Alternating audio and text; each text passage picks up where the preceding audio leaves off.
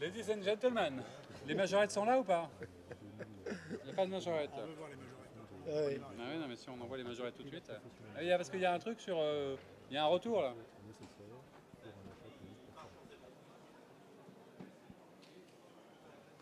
Bienvenue de nouveau sur le plateau de l'UGAP de l'Association des maires du Rhône, où nous avons, comme depuis ce matin en direct sur Facebook, sur la page officielle de la M69, un certain nombre de partenaires, des entreprises, des consulaires, des institutionnels, des élus, mais aussi, et on tenait à les mettre à l'honneur, et du moins c'est ce que souhaitait faire Madame Claire Peigné, la présidente de l'association, mettre à l'honneur des associations qui certes sont ici bien connues parce que c'est une institution dont on parle, c'est le foyer Notre-Dame des Sans-Abris. Et la présidente souhaitait mettre en avant à la fois votre action en faveur de la lutte contre l'exclusion et la pauvreté. Et donc, vous voulez vous recevoir et vous donner la parole quelques instants pour nous dire d'abord peut-être qui vous êtes et rappeler en quelques mots l'histoire du foyer Notre-Dame des Sans-Abris. Dominique Delmas, je rappelle que vous êtes le vice-président de l'association Le Foyer Notre-Dame des Sans-Abris.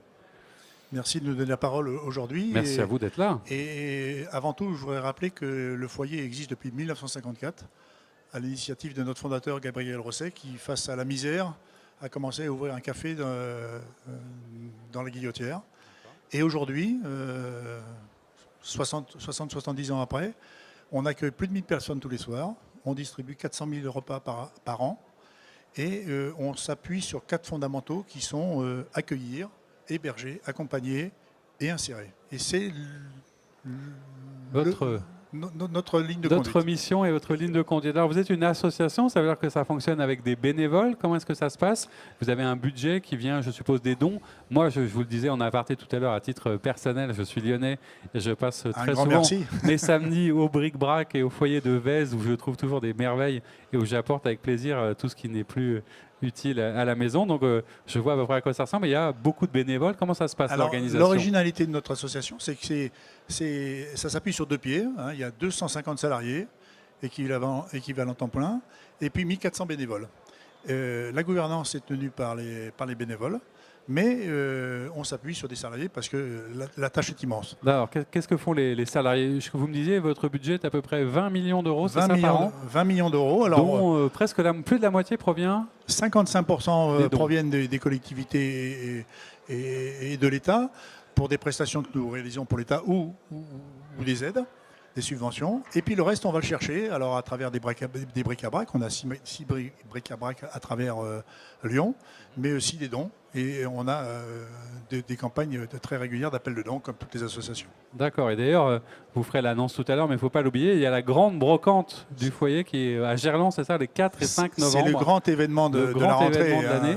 On attend 20 000 visiteurs. C'est incroyable, hein, c'est vraiment une institution. Et tous les ans, vous verrez le samedi matin, il y a des queues.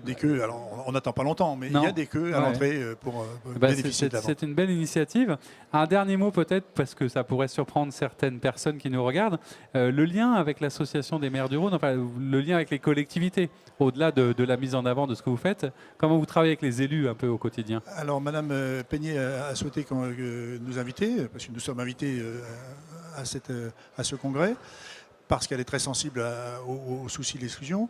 Et puis, on a une action orientée vers les collectivités qui consiste à aller planter des arbres dans les communes à travers une campagne qu'on appelle les arbres de la solidarité. On arrive à collecter et planter chaque année 300-400 arbres. Ça nous aide grandement dans notre fonctionnement.